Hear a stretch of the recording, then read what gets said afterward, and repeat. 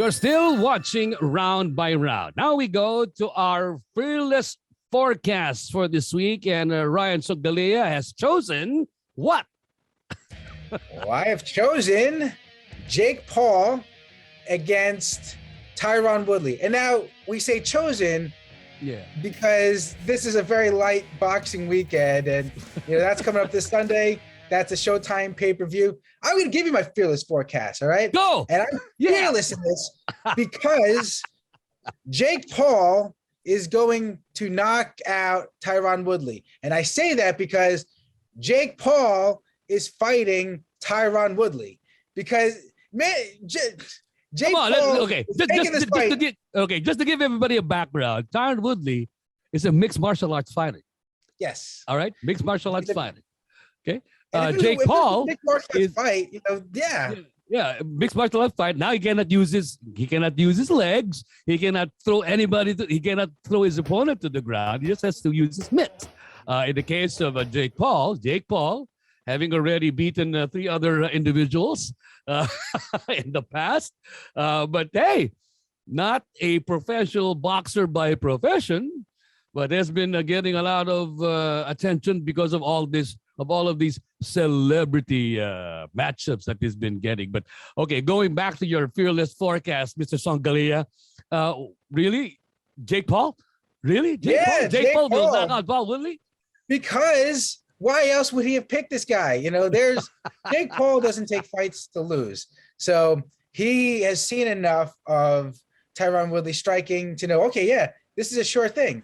This is I'm gonna look like such a tough guy because I knocked out a guy competing in another sport, a guy who's taking the fight because of he needs a payday, and I beat a UFC champion. Look at me, I'm great. When you go on BoxRec and you go on like the records, there's no asterisk. There's no asterisk, right? Every one of these wins should have an asterisk for Jake Paul because these are. But let me ask you this: should fights of this nature really get attention that it has been getting, and getting the money that it has been getting? Considering that for boxing purists all over the world, they are frowning on stuff like this. Well, pro boxing is free market capitalism on steroids, and it's the supply and demand, and there's in a perfect world, the best fights would have the highest demand, but they don't. Right. A lot of times it's like, there are fights that I get excited about when I'm like, oh, I just want to see what happens, right? And that's the excitement. I don't expect Hagler Hearns, but I'm like, okay, I want to watch this matchup and find the conclusion. That's not the way it kind of works with Jake Paul and to an extent his brother Logan Paul as well. They're popular. They are.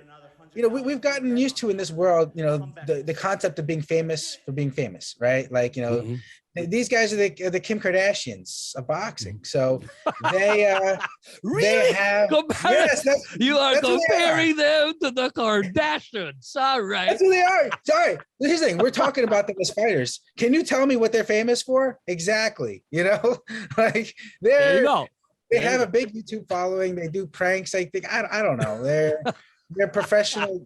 I've heard this. They're professional trolls, and I felt like I was being trolled.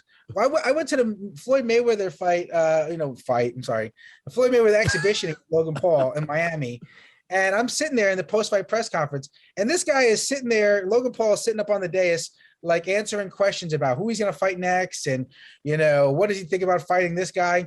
And he looks like he's Larry Holmes up there after. What did you think about the media people who were asking him these questions, making it sound as if he was legit?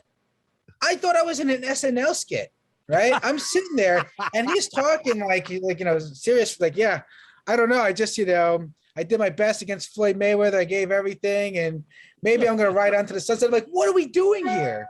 This is insane.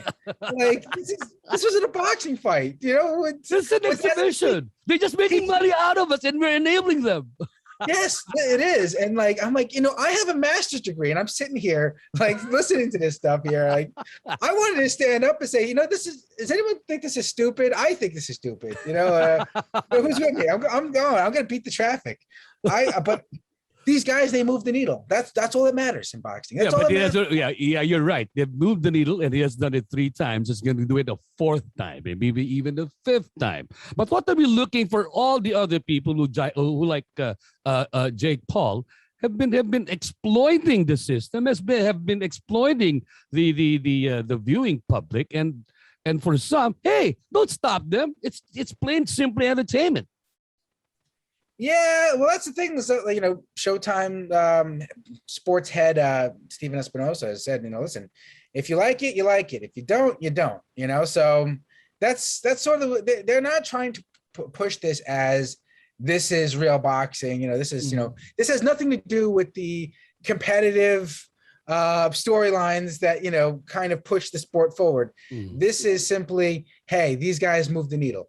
One thing I'm going to give Jake Paul credit for, right, is he is giving a spotlight to some of the fighters who are sort of overlooked. And I feel like, yeah, it's good that he's doing this, but it also kind of feels like trolling in another way, because he's exposing, some of the shortcomings of professional boxing. Like Amanda Serrano, who is one of the greatest women's boxers of all time, she's the co-feature. There are going to be a lot of eyes on this, and he's not just putting her in that spot. He's been training with her. He's been, being seen with her in a way that gives her a lot of exposure. So there's a little bit of redemption or a redeeming factor to the entire card, because you have a legitimate women's boxing match that'll be featured in the card. So there'll be a lot of eyes who will be looking forward to that as well. I don't know if I want to say it's redeeming because it's still Jake Paul, but I'm trying to be kind. I'm just trying to be kind. I appreciate your diplomacy, but it's like yeah, I don't know about that, but I'll say this though. He is putting Amanda Serrano, a female boxer who has in a lot of ways been without peer, in a prominent spot, and this is not unlike Mike Tyson, how Mike Tyson had, Christy Martin on those cards in the 90s, and Christy Martin really had an opportunity to shine, and she became a star, and that's why, we have women's boxing to the extent that we do these days. So I think that that's great, but at the same time, it's like, all right, we know what we're watching. We're not watching, okay, Jake Paul has to get past Tyron Woodley because we need to figure out this division. We need to figure out who is the real best fighter here. We got a guy who's like at a Disney show who showed up to like the announcement of this fight wearing, I think it was Mickey Mouse all over. Like it was a bodysuit with Mickey Mouse all over it, and he's saying, "Hey, you're gonna get beat up by a guy who was from Disney." So that's what we're looking at. We're not. This is not Marvin Hagler cementing his legacy. This is it's a Sunday morning cartoon. That's what we're watching.